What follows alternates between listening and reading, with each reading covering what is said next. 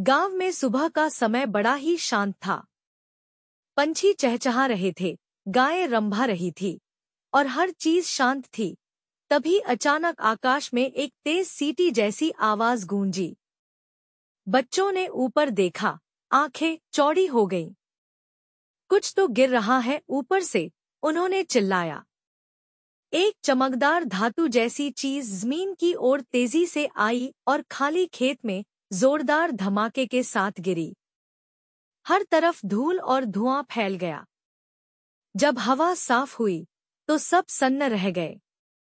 खेत के बीचों बीच एक चमचमाता रोबोट बंदर खड़ा था। उसकी आंखें लाल चमक रही थी, धातु की बाहें थीं और पीठ पर एक छोटा इंजन धीरे धीरे गुनगुना रहा था। पूरे गांव में अफरातफरी मच गई। लोग चिल्लाते हुए इधर-उधर भागने लगे।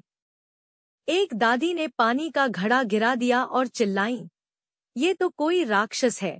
बच्चे पेड़ों के पीछे छिप गए, कुछ बैलगाड़ियों के नीचे घुस गए और कुछ ने अपने दरवाजे जोर से बंद कर दिए। शांत सुबह अब डरावने तूफान में बदल चुकी थी और इसकी वजह था वो रहस्यमय धातु का बंदर, जो बस चुपचाप खड़ा था और पलके झपका रहा था। अचानक रोबोट बंदर ने बीप की आवाज की और एक कदम आगे बढ़ाया। उसके पैरों से चिंगारियां निकली, लेकिन वो आम बंदर की तरह नहीं चला। वो तो नाचा। उसके धातु के पैर अजीब और झटकेदार अंदाज में हिले, जैसे कोई बंदर ब्रेक डांस करने की कोशिश कर रहा हो। कुछ छिपे हुए बच्चों ने झांक कर देखा और हंसी रोक नहीं पाए। ये डरावना नहीं, मजेदार है, उन्होंने हंसते हुए कहा। जब सब पीछे खड़े थे तो छोटा चिंटू आगे बढ़ा। वो गांव का सबसे जिज्ञासु बच्चा था।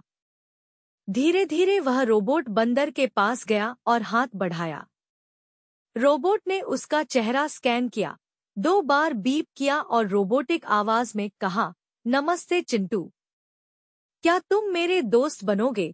चिंटू की आंखों में हैरानी चमकने लगी। तुम बोल सकते हो? वह हैरान रह गया। रोबोट ने एक हल्की सी धातु वाली मुस्कान दी। जब सबने देखा कि चिंटू बिल्कुल ठीक है, तो बाकी बच्चे भी धीरे धीरे पास आए। फिर बड़े लोग भी नजदीक आ गए। रोबोट बंदर शांत खड़ा था और दोस्ताना बीप की आवाजें कर रहा था।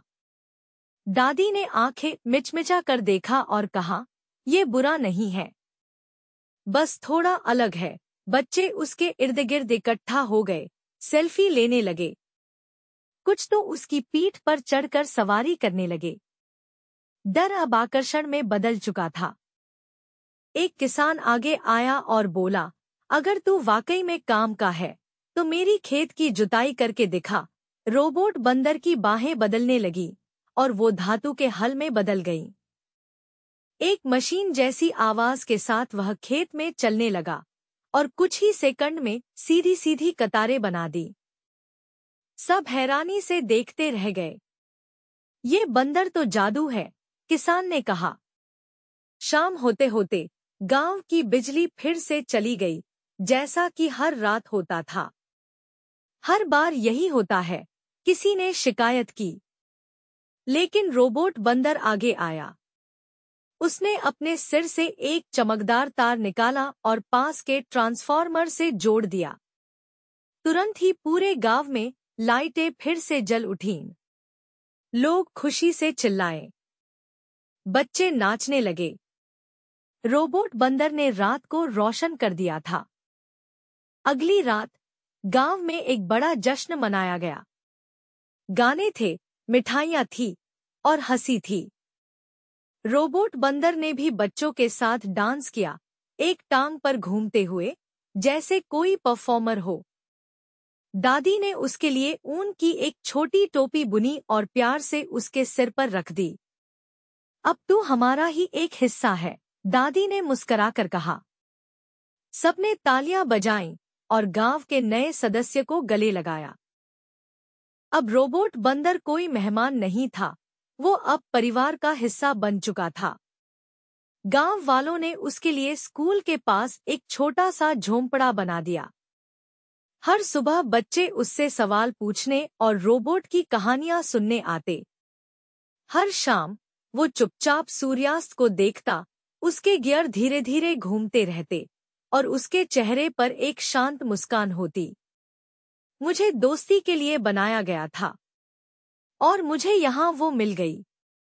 ऐसी ही और खूबसूरत और दिलचस्प कहानियाँ देखने के लिए हमारे चैनल को सब्सक्राइब करना न भूलें और बेल आइकन दबाएं, ताकि हमारी हर नई वीडियो का नोटिफिकेशन आपको समय पर मिलता रहे। धन्यवाद।